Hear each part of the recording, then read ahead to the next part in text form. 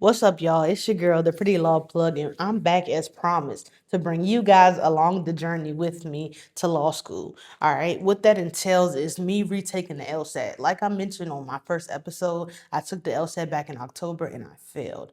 All right, I didn't get the score I wanted, but that's all behind us now. In June, I'll be taking the LSAT again, and so with that being said, I like to look at a question from my test prep. It says, which of the following most accurately expresses a flaw in the reasoning of Peter's argument?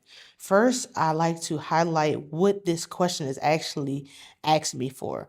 So most accurately expressing a flaw in the reasoning. I'm going to key in on most accurately real quick. When I see this, I know I'm not picking a perfect answer, but I'm picking the best answer. A lot of times on the LSAT, you will see multiple questions that sound kind of right, but it's your job to pick the answer that precisely describes what accurately went wrong in your argument. All right, the next thing I'm going to do is underline flaw in Peter's reasoning, because this is what we're actually looking for as we read Peter's argument, okay? But before we can look for the flaw in reasoning, we have to know what flaw actually means.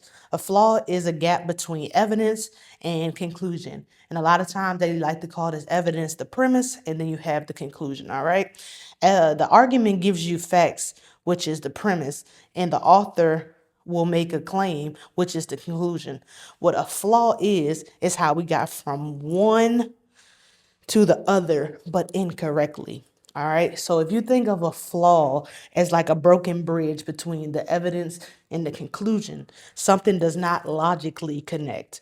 Okay. The next thing I want to do in looking at my argument, looking at Peter's argument, that is, I want to look for indicator words. Okay. Indicator words are words such as words that give signal that either the premise or the conclusion is coming. All right. So a few conclusion indicator words are words like therefore, it follows, so, hence, as a result, or thus. Whereas premise indicator words are words like since, if, because, from which it follows, for these reasons. Okay. So I'm gonna look in Peter's argument and see if I see any of these indicator words where I see thus. I'm gonna highlight thus. When you see these indicated words, it typically indicates that following it will be a conclusion or a premise. So since we see thus, I know the conclusion follows that. So that means I'm going to put everything else in orange. And I'll even go one step further because that means all this is premise, but my brain kind of works a little finicky. So sometimes I go in, I put in pink the other extra facts of the premise. All right. So recent evidence suggests that moderate alcohol consumption from certain beneficial effects on health. In particular, alcohol creates an inhospitable environment in the human body for certain bacteria that can cause illness. Thus, alcohol consumption is on balance beneficial. All right. So when I read this, I like to put it in my own words, what I'm actually reading. So I break it down piece by piece. Recent evidence suggests that mild alcohol drinking has certain beneficial effects on health. Okay, so I like to put it in my own words. Alcohol creates an environment that bacteria cannot thrive in. All right, thus, drinking alcohol is helpful or beneficial. Okay, so now that we have, now that we found our conclusion, we have our premises. We want to look at our answer choices, okay? Good test taking strategy. I'm a teacher, y'all know. I'm a fourth grade teacher, so I always teach my kids to use process of elimination. The good readers read every answer choice. Good readers read every answer choice and eliminate answer choices that just off the back are a little off, okay? So reading each answer choice, reading each answer choice, we'll take it. Sometimes I go a little out of order and I'll start in the middle.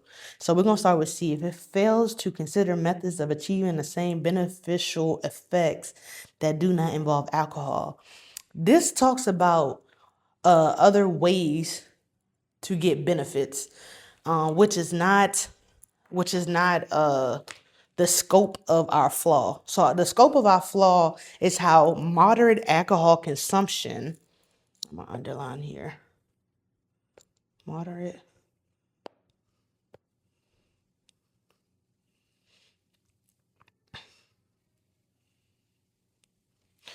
alcohol consumption jumps straight to talking about moderate alcohol consumption to alcohol in general. Okay, that's our flaw. Alcohol in general.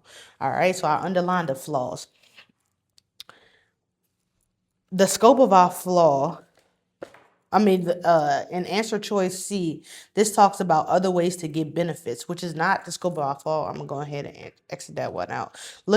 Skipping down to E, it fails to consider that alcohol may have no effects on many bacteria that causes illness in the human body.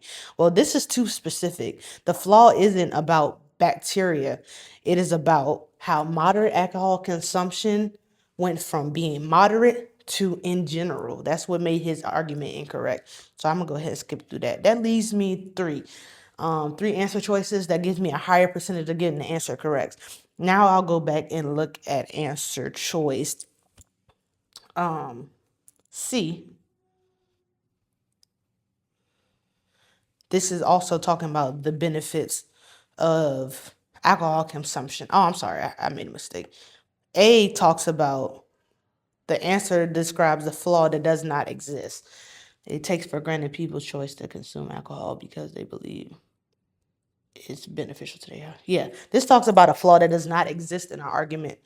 So we're going to exit out. And then answer choice C, it fails to consider methods of achieving the same beneficial effect that does not involve alcohol.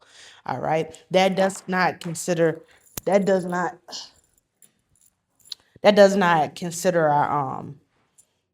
our benefits and our scope from moderate alcohol consumption into general alcohol consumption. So that leaves B and D. Okay, let's read B. It draws comparison, but based on popular belief rather than scientific opinion. Okay, even if B is logical, it did not describe the author's mistake in the reasoning. All right, so that's why I would automatically exit out B, which leaves our answer choice D. No other answer choice, and we can see if that's correct. All right, we got it right, y'all. And this is how we break down questions involving the LSAT and our thinking. And I know that was a lot, but you said you want to think like a lawyer and come with me on the journey. So I'm bringing y'all along with me. Thank y'all for tuning in. See y'all next time. This has been the Pretty Law Plug.